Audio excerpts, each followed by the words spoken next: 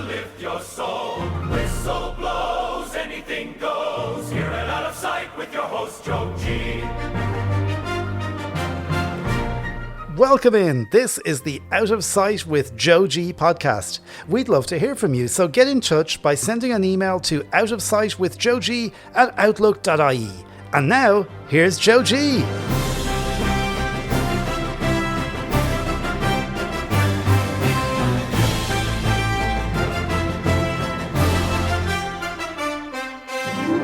Hi, hello, how are you? Hi, you're so welcome to episode 14 of Out of Sight with Joe G. Would you believe it? We're 6 months now on the road. Our first drop was on the 31st of January, and we're still getting stronger every episode. Now, in this episode, we have actually got 3 great chats. It's wonderful people all together. Chat number 3, towards the end, where we mark the 50th anniversary of Irish Guide Dogs in Ireland. Tom O'Neill drops by to tell us some heartwarming stories of some of the dogs that he has had over the years. He had 7, would you believe, in over 5 decades, and a really lovely conversation with Tom. Chat number 2, well, Paul O'Reilly. He leads us up the garden paths as usual, but he shovels out some great gardening tips for summertime. Really great ones. Now, he shovels them out, as I say, and you know Paul, if you know Paul at all, you know he always calls a spade a spade. Oh, I'll keep digging. But before I do that, chat number 1. Yeah, now. Laois, it'll be the hub of Ireland in mid-August as they host their inaugural Inclusion Games. Time then to meet the Queen of Midlands Inclusion, Tracey Percy. Tracey Percy, heartbeat of sport for blind and vision impaired people and indeed all disabilities in the Midlands. How are you? I'm doing very well, Joe. Thanks a million. Yeah, loving the weather and loving the outdoors. So very happy. Now, in a moment, we're going to have a chat about the Inclusion Games which are taking place in Laois. We'll find out a good bit about what crack there's going to be. They're on the weekend of the 14th to the 16th of August. So not far away, and still time to get ready and get registered for it. There's plenty of open events. Tell me, where did all this start from? How did you get involved in this whole sports movement? This, I suppose, back pre-COVID. I had been working in Dublin and I had decided to take a break from the finance world. My husband is totally blind, I'm visually impaired, and my 3 boys are also visually impaired. I've always been passionate about sport from a very early age, but I realised that there was no sport here in the Midlands for VI or blind people. So I got a small bee in my bonnet about creating opportunities for predominantly children because of my kids. And we started with the very first one, which was a couch to 5K for VI people. And anybody that knows visual impaired sports, it's usually very small numbers that attend. But I was absolutely shocked when 22 appeared. Wow. To take part. And I was like, oh my God, what are we going to do?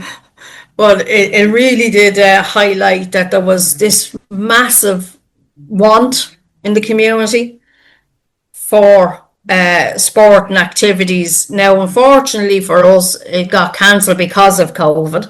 But it didn't stop because I met then with like clubs to see would they be interested in running stuff for visually impaired people. And the response was huge. Everything from freestyle wrestling to athletics clubs, all were interested in working with VI kids. So, that's where it pretty much started. You were building up your contacts both within the Laois Sports Partnership, within the Vision Sports Ireland, Vision Ireland framework, and way beyond that as well with other disability groups. You began to form this sports hub. To be honest with you, because of the volume of people that were interested in it, it sort of nearly became a full-time job supporting different athletes. So we started out with the initial 20, but within the 2-3 years we had reached over 150. So it had become sort of massive very quick, but that was across multiple sports, so it wasn't just one sport. We created swim groups, We created blind and VI golf within the county. It just ballooned, and it became a point where I wasn't going to be going back to banking, and I decided that this was the right place for what I wanted in my life. And we seem to have very good success with the athletes that were in place. It was amazing, because I remember watching what was going on there from a distance, of course. Tell me, is it exclusively Laois? Because I do think you also, people cross that border, don't they? Yeah, so it was originally just Laois. It's now athletes travelling from Donegal, Cork, Galway, Waterford, Wexford, Dublin. They all come to train here because we do something a little bit different than the norm. Is all our coaches are senior coaches. They have their senior levels. So they would have been working in the mainstream area for 10, 15, 20 years. And then we just train them to adapt the sport slightly for a VI athlete. So that's sort of where people were interested. We didn't say it's just for VI. We turned it into a para sport. Yes. And started going into sort of, yes, come try, put you in the club, train you, go on the performance pathway. So it was creating this full, clear pathway for an athlete starting to the end. Fantastic. And things began more formalised. I saw your official opening was under 2 years ago, yeah? Yeah. And you are now officially head honcho there. I don't know about that, but I definitely, Tracey, yeah. I've seen it down there. You're the boss. You knocked everybody into shape there. Well, listen, it's easy when you're working with good people, and they're. I won't say I'm threatening, but we just have a tendency to get it done. You're persuasive. Yes, it's in most women, Joe. Well, look, it works. So if the end justifies the means. Laois Sports Partnership, are they 25 years in existence? I see they're kind of promoting an event now. Yes. Yeah, so they're 25 years. So they put in, this is where the connection is with the Hope is, I suppose we had to have conversations about creating the first hub of its kind. Right. Which would be dedicated to para sport athletes, so VI blind, physical, ambulant athletes. So they put in the application for dormant accounts under that they would be supporting the VIP hub. And it's under Sport Ireland, yeah. Under Sport Ireland. Yeah. So we finally got the go-ahead in 2024, and I suppose even Sport Ireland didn't realise how big this was going to become so quick. We were able to work with the national governing bodies, including Vision Sports Ireland, Paralympics Ireland, Sport Ireland, and IWA Sport. Yes. To create a strategic plan for 5 years of increasing sport and activity. Not only just in Laois, I suppose we wanted to create a template for other areas to take on from me, to go on and say, yes, Leinster has one, now we need one in Connacht and we need one in Ulster, you know yourself. Yeah. That was the whole idea from my side, was to create these specific hubs, and so far we're doing well. We have 2 years into it. We're about to create the inclusion games, so we're doing something all right. No, you've set the blueprint, and it's what's interesting is that you didn't expect it to be as big, nor did Sport Ireland and the governing bodies like IWA and Vision Sports. But that will give faith to people in the south and west to move on this. Oh, absolutely, yeah. What's going on now on the 14th to the 16th of August? Joe, to be fair, I went a bit mad altogether, and I decided I suppose, listen, we've all done come and tries everywhere, and one thing that used to sort of bug me, I often went down and done something in Cork or Galway with the kids when they were younger, but it was a come try, but there was nothing ever leading from it. there wasn't a club that we could say, oh yeah, I'm at the trying this, now I go and join that club. That's So right. this is what the games was about. Nail on the head there. That's Yeah. exactly what you need. Yeah. Yeah. That's what we needed. So every game that's taken part over the weekend, there's actually a club involved in them. Okay. The club are already supporting the athletes. And it's about, yes, promoting sport, but it's more about showing that we have a club, they want you as an athlete. Come on, there's no reason why you can't join in other than maybe other barriers. Because we do talk about barriers all the time, barriers for getting involved. What I'm trying to do is eliminate all barriers. And you're doing a damn good job. Come here, tell me about some of the activities, particularly the ones that are open and particularly the ones that might have a blind VI interest as well. Yeah, well, the ones that are open to everybody to come try is table tennis with Table Tennis Ireland. And that's on... VI tennis. That's on the Saturday in Skullbreed in Knockmay in Portlaoise. Oh, good gosh. I'll remember that. We can put this in the show notes, yeah. Okay. So that club, again, are open to join. They're looking forward to people joining. We have tennis out at Vicarstown Community Hall, GAA Hall, sorry. And delighted to say that a club has come on board and is very excited to run out their programme from September.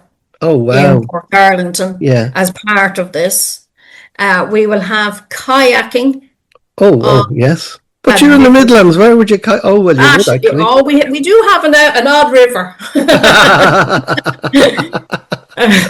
We don't have many, but we do have one. So kayaking. Kayaking, we have the paracycling. So we do a good bit of tandem cycling down here as well. Yes. So would they be joining the para development squad to go out the Blue Way, which is fabulous, and go off with the squad on the Saturday as well. Okay. We are uber excited for people to join the B1 national soccer team. Yes. They will be here. They are a bunch of fabulous, very funny men who I get on very, very well with. You've had that rapport with them for the best part of a decade, I think. Well, to be fair, they've I just have a soft spot for them.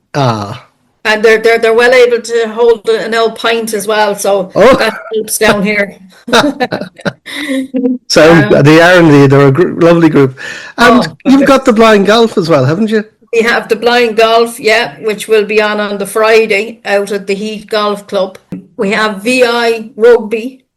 The national squad will be down, and this is either second time to come out of Dublin, so we're very honoured to have the group down with us. I just heard that one or two young lads are very keen down this end to be part of that.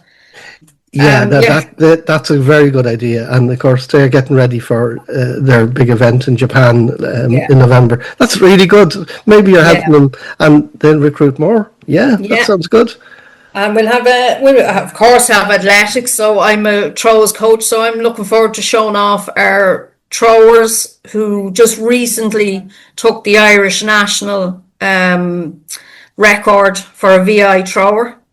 Oh, brilliant. So, over the national... What kind of throwing is that? Discus, javelin? Okay. As a T13 thrower. And we've a big tradition in particularly in discus throwing, but javelin as well. So it's lovely.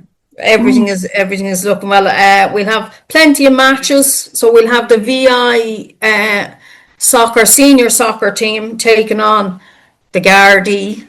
It should be an interesting one. Do you know that the not so much the VI, the B1 team, but the B2, B3 team, okay? Yes. Once beat the Guard in a soccer match, yeah. We're loving this one because we're very proud to have the team down here. Yeah. They're training with us every second week, so they're they just had a match there over the weekend and bet another team, so they're doing very, very well. And they're looking forward to competing in mainstream competitions from September. Oh, excellent. That's really good. Oh, you have a lot going on. Is that it now? Because you know something, we can't go on forever here. No, that's what we're doing, and obviously, to support every person that wants to try this, we do have buses coming in from the train station, local Yeah. links, everything. We're just So trying to eliminate all problems for anybody. we'll put the program into our release notes, and I think if people listening here find that there's something of interest, or if they think their friends might be interested, spread the word, please. That's good, isn't it? And it's kind of all ages, but you need to pick the sports that might be best for yourself, kind of thing. Yeah, And you'd like to try, and you'd like or to get try. involved. And, Okay, yeah. all ages, doesn't matter whether you're from Donegal or Cork or sure, look, or even Galway. Yeah. Or even Mayo if they recover after the All-Ireland. Yeah. Yeah, this sounds really good, Tracey. Listen, thank you so much for all the information here. And absolute congratulations and well done on everything you're doing. It's just amazing just talking to you. You're great. Look Thanks after so yourself. much, there.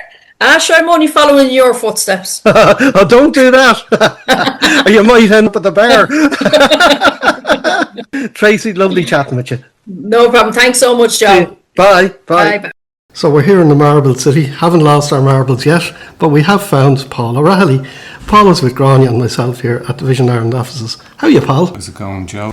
What's the crack? What have you been up to lately? I heard you were pulling weeds out of a garden. So it's that time of year where I'll look out into the back garden and think, what am I going to do with it this year? Have you much space there?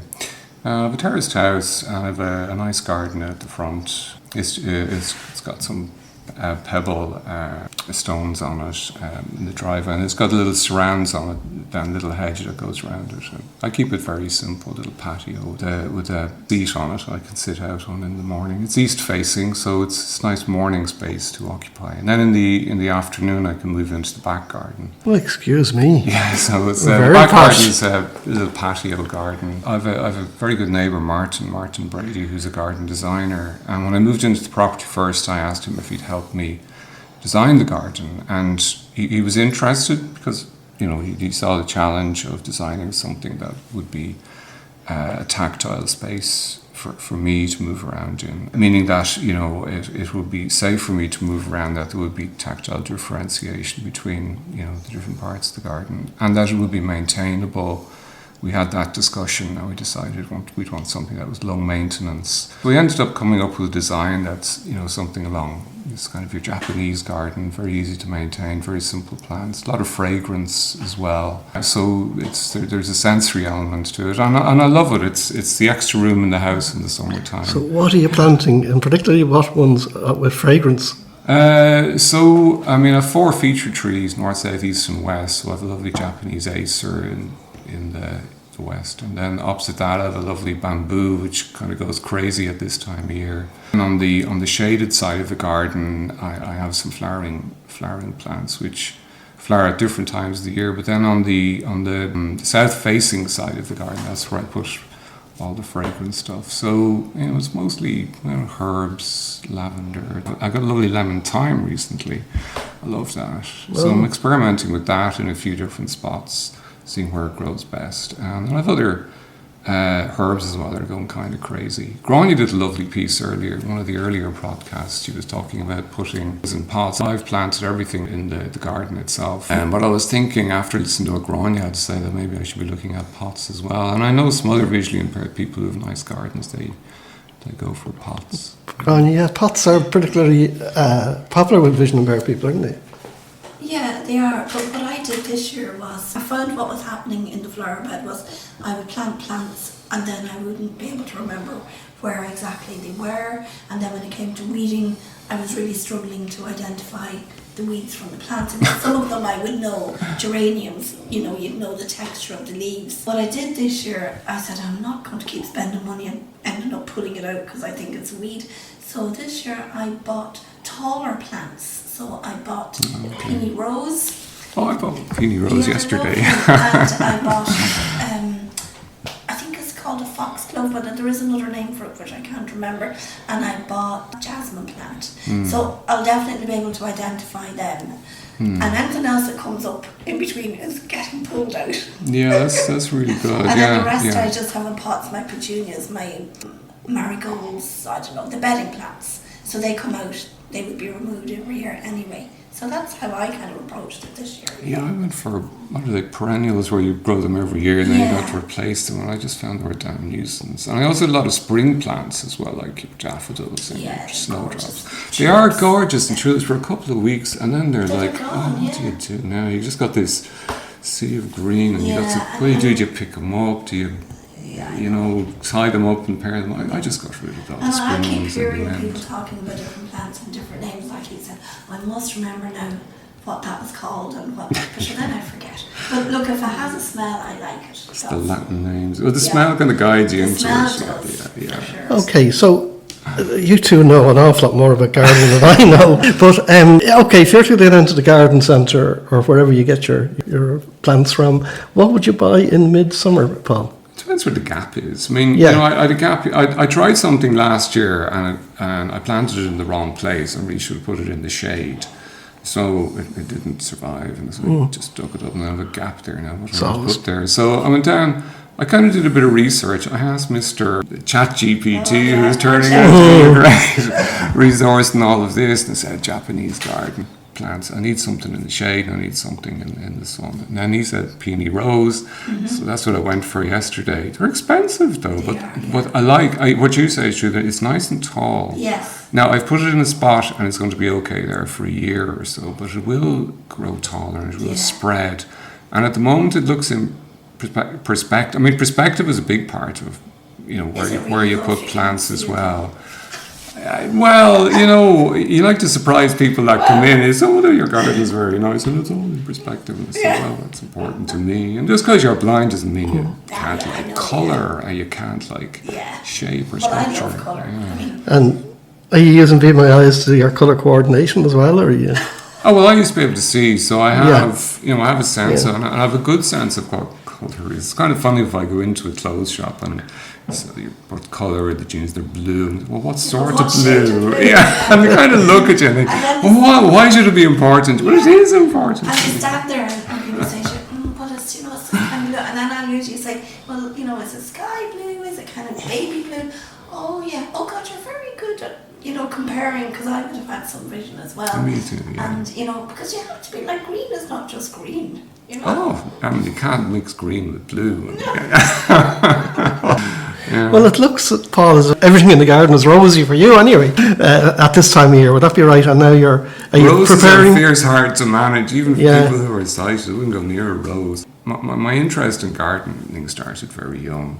My mother's brother is Des Nangle. Poor Des passed recently, Okay. but Des was very well known in the gardening business. You know, he established Nangle Neeson, which is one of the biggest tree growers in the country. They've supplied a lot of the golf courses. Des would name names of who he supplied, pop stars and famous people and this and that. Before that, he had the nursery where he grew, and roses were a big part of the business as well. So all of his brothers and sisters and nieces and nephews feel obliged to have nice gardens as a consequence of that. So there's a lot of family pressure on. But, you know, that interest was always there from an early stage. My parents would have had a nice garden. Anytime Des arrived to the house, he'd always bring some, you know, bush or roses and say, you need to plant this here. But, you know, that interest was always there from an early age. So, yeah. Well, Paul, you were born with green fingers, and I'm afraid mine aren't. We leave it for now. Okay, we're going to come back to this again. Maybe in the autumn you might tell us how you're bedding down for the winter. Yeah, thanks very much. That's cooled down a bit now, hasn't it? So we're back indoors. But if you're interested in the therapeutic elements of gardening, why not join the Fighting Blindness sessions? They have a little gathering on the second Thursday of each month from 3 to 4:30 p.m. and you'll find that information in our show notes. And so what did you think of that miracle? There was a miracle since we last came on air, and it happened in Mayo. Yeah, Sam appeared in Knock. Wow. New saints have emerged. Well, legends anyway. We know who they are. Dara Byrne, Ryan O'Donoghue, Colby MacDonald. Need I go on? Yeah, they've certainly done it 75 years. But what about our own Mayo legend? We have one, yeah. Mayo man Tom O'Neill. Well, he's been an RTE radio presenter, he's a public transport advocate, and of course he's also an advocate for Irish guide dogs. As he approaches his 70th birthday after the August bank holiday weekend, we thought it would be time to celebrate with him. Tom O'Neill, man of many hats, man of many talents indeed. How are you? I'm very well, thanks. It's a very special time, isn't it? The 50th anniversary of Irish guide dogs, and you've been there from the beginning. You were almost Chief Barker. Well, I was there. My first meeting was the Mansion House in about 1978. I would have known Tom Langan in Galway a little bit before that, and he was the first guide dog owner I would have met. Or my visual memories is a television program, Mike Longstreet, and he was a guide dog owner who was a detective. And that was my first ever idea of what a guide dog was or done. And then, as I said, I met Tom Langan in Galway in the 70s and got involved with True Tom in guide dogs in 1978, but I didn't get a guide dog till 1985. Yes, and you were hesitant, weren't you? I was extremely hesitant, Joe.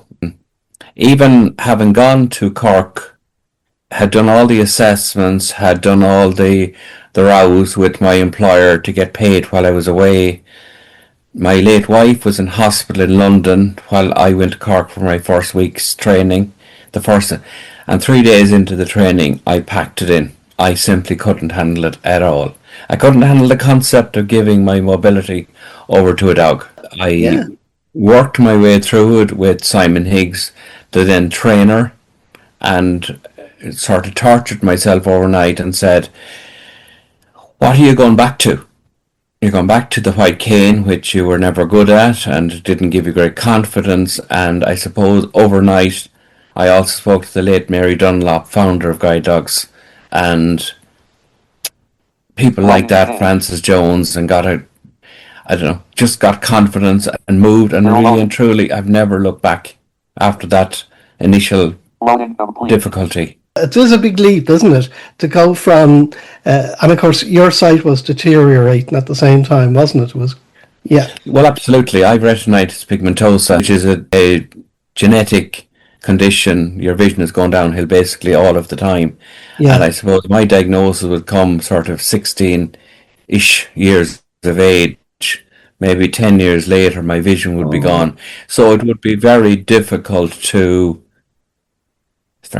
hand over your life to a dog. Yeah. But you're not looking back. You've had some experience with dogs over the year, good, bad, and indifferent, haven't you? This current dog I have is my 7th dog. Right. So I have had a dog that lasted for 3 weeks. He got petrified with the Belfast Enterprise train while he was coming. We were training at the train station in Balbriggan. Okay. That dog, and I had been with 3 other dogs before that, never an issue. Breach had 2 dogs, never an issue. But this poor little devil got petrified. Potentially, the puppy walker didn't give the dog the experience of something like that. Okay. And was it the speed or was it the actions of the driver, Tom? There was, looking back on it, where I stood for a start was with a concrete wall behind me and the width of a path, basically. So when the train came in, because it was coming in at high speed, they have to let off a very high-pitched beep beep type thing. Okay. So he blew it as he was paralleling me, and that sound trapped me and the dog and the trainer between that concrete wall, and that's what petrified the dog. Had I had any concept what would happen, I would have had loads of other options. I could have stood further back in a different place. There was open railings as we look out on, because that train station is literally on the seashore. So you could open to the sea behind you. So there was no reason to be standing there. I just that morning stood there. Oh, that's so unfortunate. And I've had a dog who lasted 4 years. He died of cancer. I've had a dog who went on to be 13 working, not 13 working. He retired at 11. I've had all the variations, I think. The current dog I have then was my late wife's dog. Oh. And because my Gatsby predecessor, he died in the middle of COVID of cancer, as it happened. My late wife was going through cancer herself, and her health story wasn't great. And her and I discussed, I needed mobility. She didn't feel that Queb would be, she would be able to work Queb going onwards. So I put the proposal to the lads in Cork, and Simon Osborne said, well, what have we to lose? There's no dogs being trained down here. And we're in the middle of COVID, so Simon came up, and he lived basically, you'd say, in my shed for, well, he came up first, did an assessment walk. The dog hadn't been working for 6 months, but he still retained its skills, an awful lot of them. So Simon took him back to Cork, gave him a refresher course on his own, and then came back to Balbriggan, and he lived in his shed, my shed you might say, in the sense that he came in the mornings from wherever. He went to the shed and I talked to him from the back door, and we did our walks around Balbriggan. But it has been an absolutely full-on success story. It's so interesting, that story, because it brings in so much of your family. It's emotional, and yet there's the practical side now is that wherever you go, he goes. Absolutely. Yeah. Absolutely. Now, I know we're talking about dogs, but you're like a cat in a hot tin roof. You're always on the move. Yeah. He does go most places with you, doesn't he? In Ireland now. Oh, absolutely. Yeah. Oh, yeah. Yeah. Oh, yeah. This morning I've just come back from Longford. Yeah. You know, I'm kind of always on the go nearly, yeah. So he came on the train with you, and yeah, and my late wife is laid to rest in Longford, which is Yeah. her home area. So Yeah. a 20 minutes walk from where I am in Longford, he just walks straight up the village and straight into the graveyard and stops at her gravestone. and it's probably special for the dog as well. Isn't that amazing? Really? It's very special. It's very Yeah. special all round. It's Yeah. kind of a unique story in that context, Joe. Yeah, Yeah, there's no doubt it is about now. it, That- yeah. and- I've and- never heard of it be done before, and Simon in Cork also has said, I'm not saying it hasn't been done, but I have not experienced it. The eighth sense the dog has. The dog's name is QEB, Queb. QEB. No U in there. No, just QEB. QEB. He was the Q litter. Okay. So his siblings are Quelda, Quasi, okay. Quick, Q, Quandro, and Quasi. God. There you go. So you've had 7 guide dogs. Clearly, you've had emotional attachments, and they've been the most practical, probably the best thing in your life, really, in terms of getting you to A to B. You have been an advocate for Irish guide dogs for we're thinking here maybe over 40 years anyway. Absolutely. I mean, I came and got involved that time that far back, and I suppose Tom Langan to a large degree maybe coached me, and I saw the struggles he was having with access and stuff in Galway with his own guide dog, and it was only the rare guide dogs around in those times, because Tom and previous people like the late Michael Meany and people like that, they would have all gone to Exeter in England because there was nothing in Ireland to train them with their guide dogs. Then I suppose when I got my dog, I got married in 1980.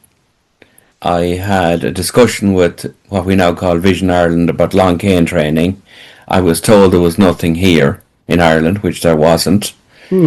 So I think in at St. Joseph's School, I think they had a kind of a program. That was it. And because I never went through the school system, then I didn't get it. No. So then I had a discussion row one and ended up in Clifton Spinney in Nottingham for a 6-week mobility training course. That was in the January of 1981. Long cane training. Long cane training, yes, specifically long cane training. What an expensive resource, right? Yeah. But now that's done now by Vision Ireland trainers. That's right. Locally, residentially, and it's also done by Cork. But I suppose those people like me and others who are pioneers in fighting those causes and getting those things up and running back in the 80s. So I applied in 82 for my own dog, got him in 85. Life-changing for me in terms of mobility, and I suppose I got so much from it. I've dedicated a huge amount of my last 40 years of my life to the organisation. You have. I enjoy most of it as well. I mean, it's a huge way of getting to know people. Oh, I think so. Your companion, and then suddenly everybody wants to say hello. Well, this is it. Like yeah. you'll never be told. Well, I've in my days using a white cane, nobody ever came up and said, "That's a lovely white stick you have. You want to have a hand across the road." But with a guide dog, somebody will say they look at the dog and say, "Geez, that's a beauty. Do you want to have a hand across the road, by the way?" No, well, that's But the dog is the icebreaker, Joe. absolutely. No, they are, because they're so well trained. And if the owner of the guide dog is very, very good with the dog and keeps the discipline with the dog, the reward is phenomenal by the looks of But it. the reward is phenomenal. Absolutely. My dog is 9 now, so probably in the next 6 months, 9 months, I will be going for, fingers crossed, number 8. Number 8. Wow. But you've raised, and apart from advocating, and you're a brilliant advocator because you've been involved in communications and radio and tape magazines and all that kind of stuff, and you're a good man with the media. But tell me, you've also raised maybe millions, certainly hundreds of thousands. Tell us a bit more about that. Well, I suppose at this, like, I personally couldn't say that I've raised the millions, but people, if I go back to when we formed the Balbriggan North County Dublin branch of Guide Dogs, it would have been around 1987, 88, somewhere like that. People saw me using a white stick, saw me struggling, but then saw me with a guide dog and saw the transformation that happened in my life. In terms of mobility, being out with my son and daughter as children walking, been enjoying the day out, been enjoying my life, whereas I wasn't enjoying my life using the cane. And people came around me and said, "Tom, we have to do a fundraiser for guide dogs to thank them for allowing you to have that quality of dog." And that's where the story really began. And people came around me, and I didn't go looking for anybody to form a committee. The group came to me, and I still would have 2 of those people with me at this point. So at this year, 2026, they're still with me. They were there day one with me. But that group then would have raised an awful lot of money. But then I worked with somebody in revenue. They created a group up around Ballybor in Cavan, where they're from, their home.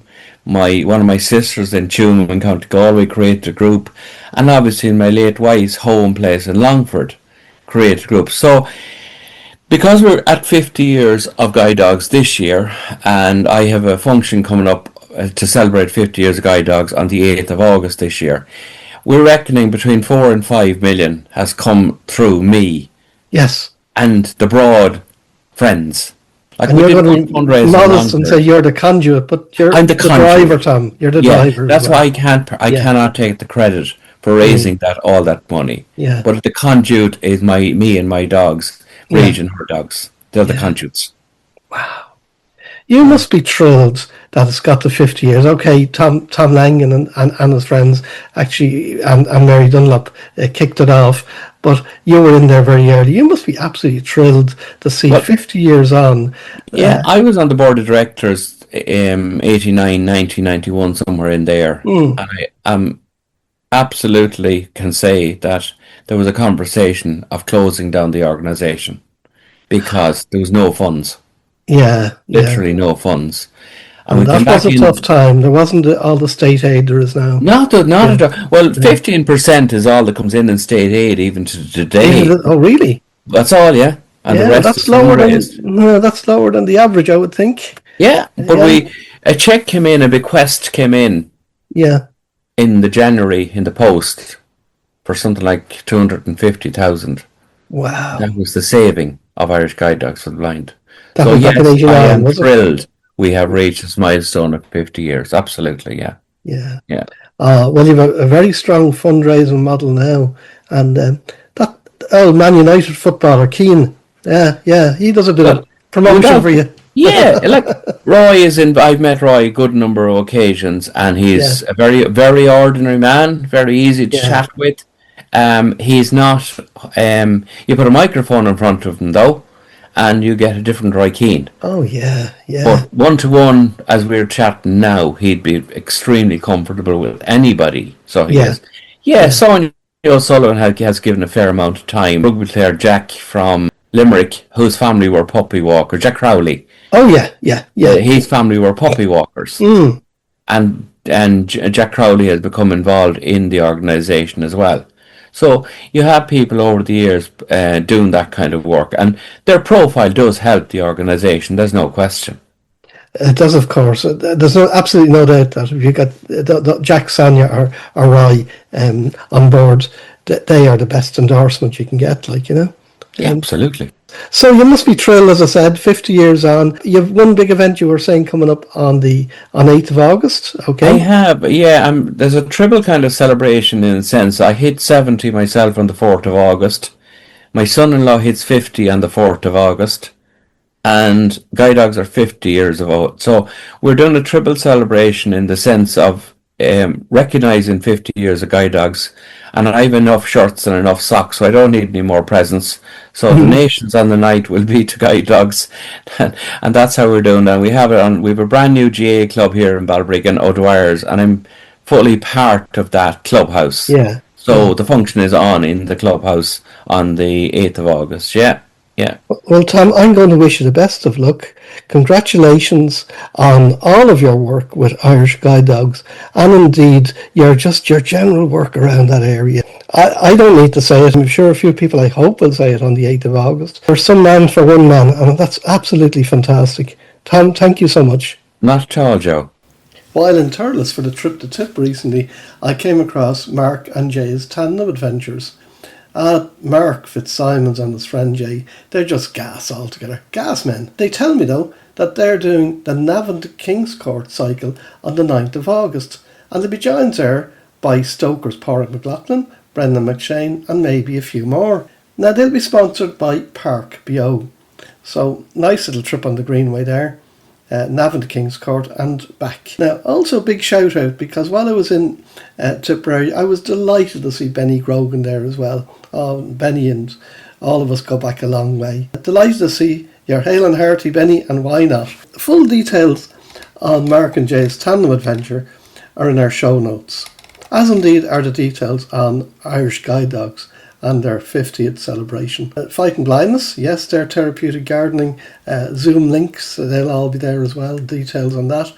And of course, where we began here in this episode with the Laois Inclusion Games with Tracey, well, we'll have all that detail there as well. And so it's a wrap for this episode. Don't forget to tell your friends to follow us. Tell them to follow Out of Sight with Joe G on their favourite podcast platform. Did you know we're also on Facebook and TikTok? And don't forget, if you've an idea or hobby, share it here. You've been listening to Out of Sight with Joe G. If you'd like to contact the show, send an email to outofsightwithjoeg@outlook.ie. Until next time, thanks for listening and goodbye.